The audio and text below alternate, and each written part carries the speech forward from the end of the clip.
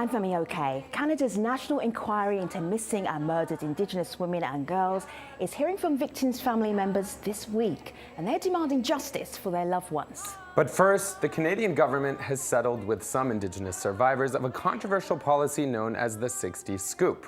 I'm Ahmed Shabuddin. That's today on the stream, live on YouTube.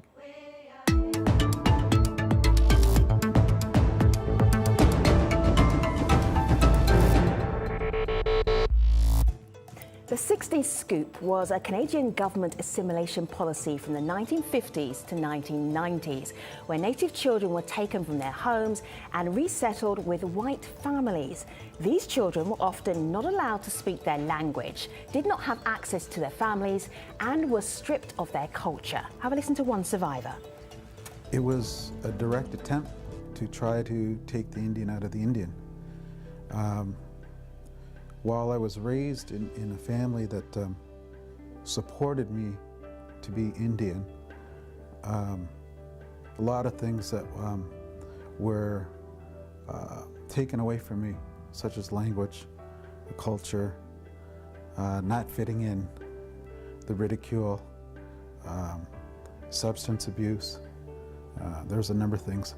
So in a way, I kind of feel that the 60 Scoop has kind of won, because I'm still struggling with a lot of those issues that I just talked about, and taking steps in trying to come back to who I am and where I belong, and that whole idea about coming full circle again, coming back to, you know, what I'm supposed to be, where I'm supposed to be.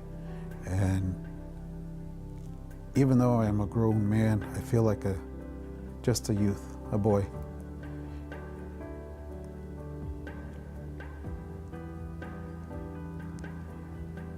I still struggle with it. I still feel like a boy who's just kind of, you know, sometimes just walking alone. Prime Minister Justin Trudeau has said that mending the relationship with Indigenous communities is a priority. The $600 million settlement is part of a larger process of truth and reconciliation that began back in 2008. That these are essential elements to begin to right the wrongs of this dark and painful chapter, the 60 Scoop. We reached out to the Office of the Minister of Indigenous Affairs, but they declined to join the programme. Joining us for more, Pamela Pomoter is Associate Professor and Chair in Indigenous Governance at Ryerson University in Toronto. In Toronto, Comrade Prince is a 60 Scoop survivor and Director of Indigenous and Native Programmes with Save the Children Canada. Pam, Comrade, good to have you here. Comrade, usually when you share family pictures, they're lovely. But when I am sharing your pictures, they mean so much more. I have 4 here. Talk us through what's happening and who we're seeing, why it's important. Well, that picture there is my first embrace of my mom in 2000. And that was after about a decade-long search in trying to find her after I left my adopted home. So that actually picture, she's whispering in my ear that everything is going to be okay now. When was the last time your mum saw you before this picture?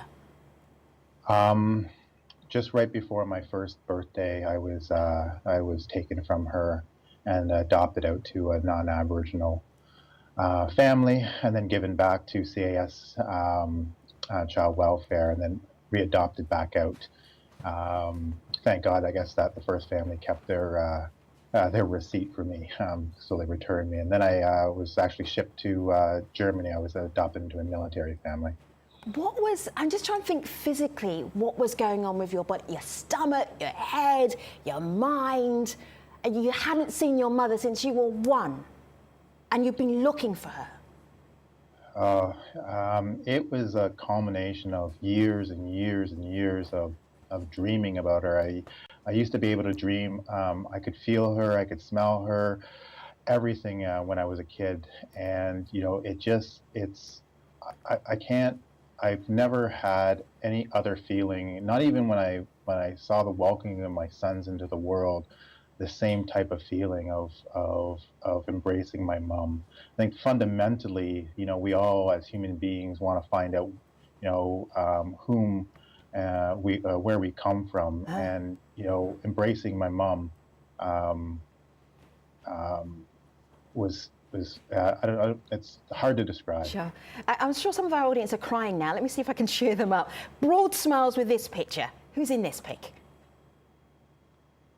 That's actually my cousin, and she's my spiritual grounder. She actually helped me repatriate my family back to my community. She speaks Ojibwe.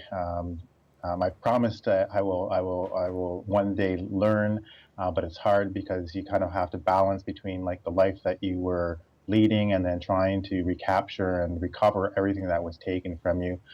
But she's my spiritual guide now. She helped me with the challenge of when my mother passed away, and I was given the responsibility of taking all my uncles and my mom back to Saugeen in Manitoba, and to do it in a way that is consistent with our way of being and knowing, and there's some particular cultural protocols, and she definitely helped me with that. Well, as you were talking there, Conrad, I couldn't help but think, Lou Jobs is chiming in on Twitter here. There's so many different people who are trying to highlight different aspects of this, the sadness. And I don't want to bring people back and depress them as we did at the beginning, but it's, a serious topic. Lou Jobs saying people still believe that taking our kids is deserved, that we are bad parents, that somehow we don't love our children. I was wondering if there's anything you can comment about in terms of that perception. Can you relate to that? Yeah, I mean, the federal government created the conditions that made what they believe made it right to take us away, and that came from on the heels of the residential school system. So that system decimated our families through abusing children in the residential school systems. And when they came to be adults, they were challenged with all their experiences. So with them offloading, the federal government offloading the responsibility of Indigenous children to the provinces, it actually created a financial incentive. A financial incentive actually that we're still dealing with today as a perverse incentive to take kids away. So I think that there's a huge misconception out there in relation to the 60 Swoop, and the 60 Swoop actually connotes that this incentive, along with the decimation of our communities and families, and they literally, CAS workers came in and with the help of some RCMP at times, taking kids from the embrace of our parents, and in hospitals just waiting, as kids were born. So there's a lot of misconceptions. I'm encouraged that this issue is being raised inside Canada to bring awareness to that, and I'm appreciative that actually it's going to get some international coverage, because there's a huge context here of, and I'll leave it to Pam to speak to it insofar as Canada is internationally known as a human rights advocate, yet not very many people out there internationally realize that it's actually a human rights abuser. And Obama came to Canada in this last year and stated that the world needs more of Canada. And from the Indigenous perspective, I would argue, dramatically against that, saying the world actually needs less of the world. Let me just bring Pamela in here. Pamela, let me just show our audience here. This is on the Government of Canada site, a 60 Scoop agreement in principle. And the Government of Canada says this is the first step in resolving the 60 Scoop litigation. So we heard one story out of so many of youngsters who were taken away from their families. And the government are going to do what now, Pamela? Well, they're going to try to resolve the pieces of litigation that were started in different provinces by literally thousands of survivors, those who actually survived the experience, because there's countless thousands who didn't survive the 60s scoop. And so they're trying to resolve that very quickly at a very low price, but they've also, in so doing, are trying to exclude thousands of others from being able to partake in this settlement. So they're not really engaged in a good faith settlement process here. And keep in mind that the whole concept of the 60s scoop is really a misnomer. There are more kids today in foster care than there were during residential schools and even during the 1960s and 70s. Pamela. In the last 10 years alone, it's increased by 85% in some provinces. So this hasn't stopped. Settling this litigation doesn't address the stopping of stealing our children. Most definitely. And Pamela, I'm glad you brought that point up. We have a tweet here. Oh, I just lost it. Well, there was a tweet that was talking about how this is still going on. You know, the 60 scoop is still going on. And we have another video comment kind of running with that same narrative from Blake, who kind of shares another personal story to kind of highlight the chronic abuse that continues and what he calls the absence of justice. Take a listen. The absence of justice for the Métis survivors of the 60s scoop is another atrocity to the 60s scoop itself. The Canadian government has just announced the settlement for First Nations and Inuit while actively excluding the Métis populations. I am an intergenerational survivor of the 60s scoop from the Fishing Lake Métis settlement, one of 8 Métis communities of northern Canada. Essentially what's happened is I was able to live the rest of my entire life in the Fishing Lake Métis community, something that was not afforded to my biological mother, Brenda, who is not a survivor of the 60s scoop. I'm in a position that is unique because I know what it's like to be raised in community and how healthy that is for young Indigenous minds and young Indigenous peoples such as myself. So what I'm calling for is asking for nothing more than what's already ours, and that's justice. Pamela, your thoughts? There's the tweet, by the way, I was referring to. The scoop still happening, just called a different name, Children's Services. What do you make of that comment we heard from Blake? Well, it's true. So the settlement, at least what they're reporting, is that they're excluding anyone who's Métis and literally thousands of Indigenous peoples who are not registered under the Indian Act. So that means there's going to be thousands of non-status Indians who don't get to partake in this. Now, keep in mind, what this is doing is using literally decades of racism and discrimination that's caught up in the Indian Act against the very survivors who were victims of both Indian Act discrimination and now this 60 scoop, which, like I said, is really a misnomer. It's an ongoing scoop. And here's what the implications are. This isn't just about the loss of language, culture, and identity. It is the root cause of depression and suicide in our communities. Suicide is the #1 cause of death in youth, and it's literally a pipeline to being human trafficking, exploited, prison, and murdered and missing Indigenous women, which we'll be talking about a little later. So their failure to stop is literally killing our people. I'm going to say thank you to Comrade Prince. Thank you, Comrade, so much for sharing your family story and your greater view on what's happening with this settlement process in Canada right now. And Ahmed, there's so much going on around this truth and reconciliation process in Canada, especially online. What are you seeing? Yeah, very complex, very emotional problem that people are trying to address. Canadians have been using the hashtag 60 Scoop online to share these stories about survivors. Here's one, for example, a picture of Zachary taken from his family at age 8 in Manitoba. He asks, did you ever stop and wonder, where did all these children go? Here's an old advertisement for adopting an Indigenous baby, Ellen or Little Miss Eskimo, typical, really, of advertisements of that time for Indigenous babies. Some were also wondering if after the so-called 60 Scoop settlement, similar suits would follow in the U.S. Hashtag MMIWG, Missing and Murdered Indigenous Women and Girls, is being used to talk about the hearings that have just started in Winnipeg. And survivors will be sharing their personal stories about loved ones that are missing or were killed with commissioners from the National Inquiry that's visiting. This is the third such hearing in Canada since the commission was formed to look into the approximately 1,200 missing women and girls. Now, despite the hearing, a growing number of people online and families affected are signing a petition asking Prime Minister Justin Trudeau to reset the inquiry and start over. So joining us for more on missing and murdered Indigenous women and girls, we have Maggie Sywink. She is a special advisor to the Ontario Ministry of the Attorney General, but she's speaking today in a personal capacity as a surviving family member of Sonia Sywink, who was murdered in 1994. Maggie, you must hear so many family stories about what happened to their loved ones. I'm going to play you another one and ask you, where does this fit in? What is the big issue, the ongoing issue in Canada? This is Tessa McLean. This is the story she shared with us. My cousin was murdered 3 years ago, about 3 years and 2 weeks ago to this day.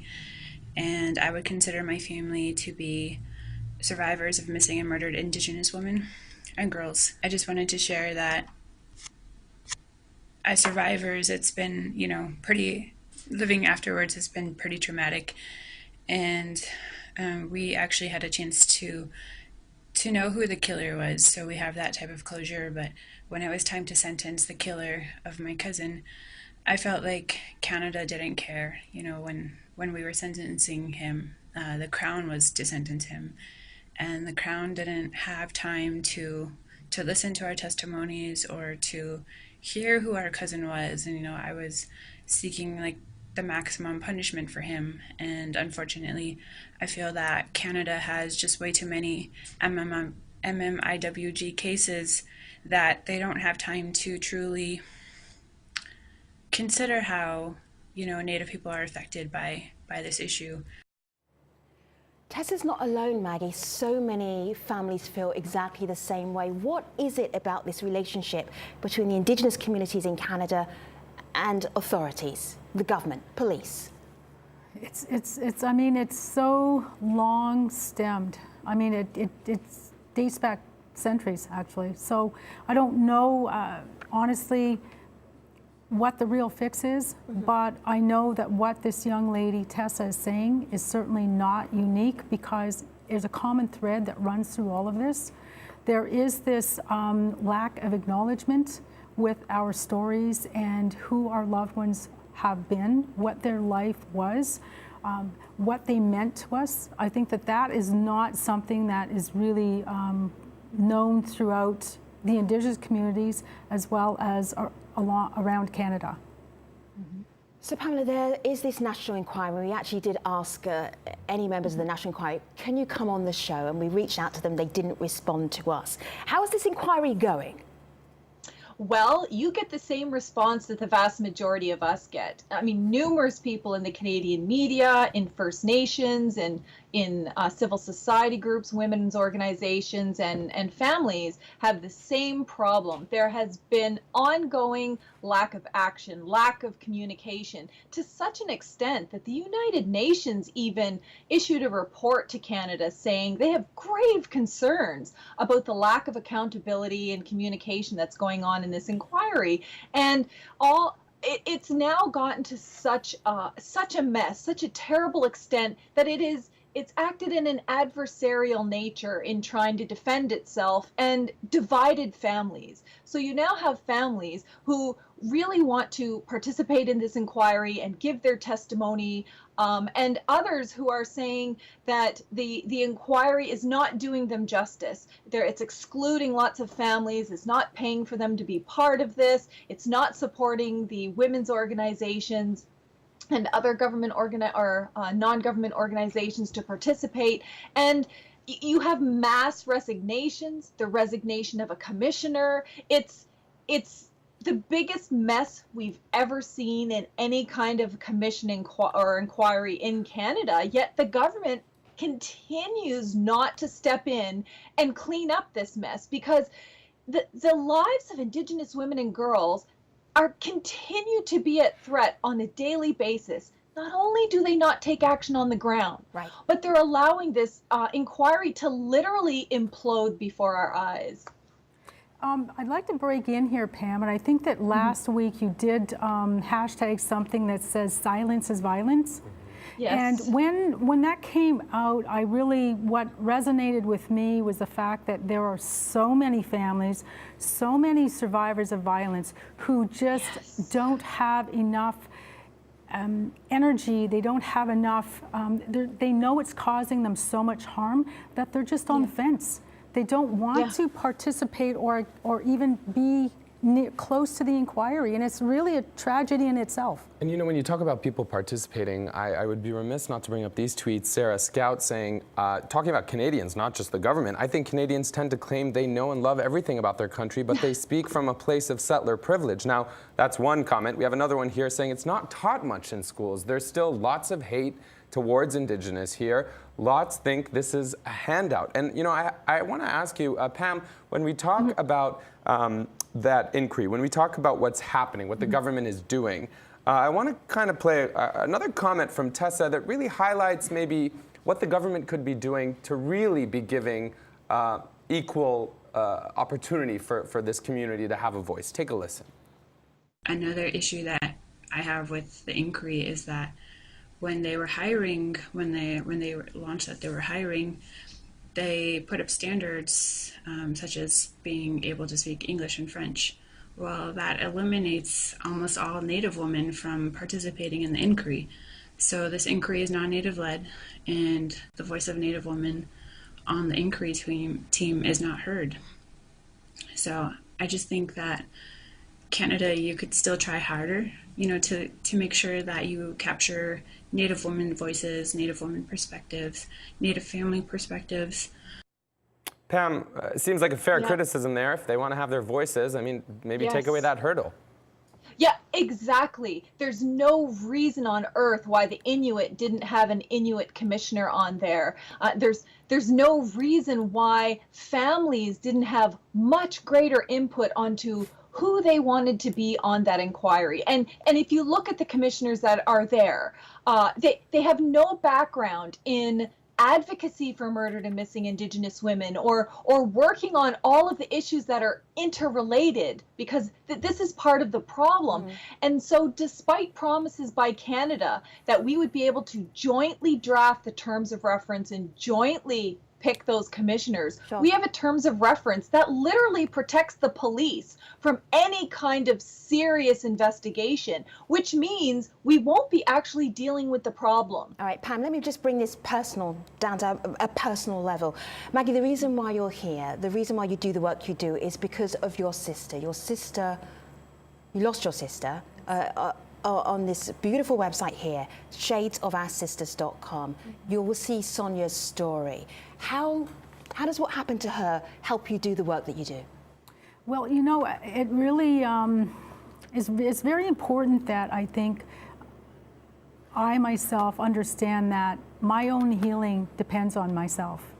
I can't say this enough, that this inquiry will not bring me any healing.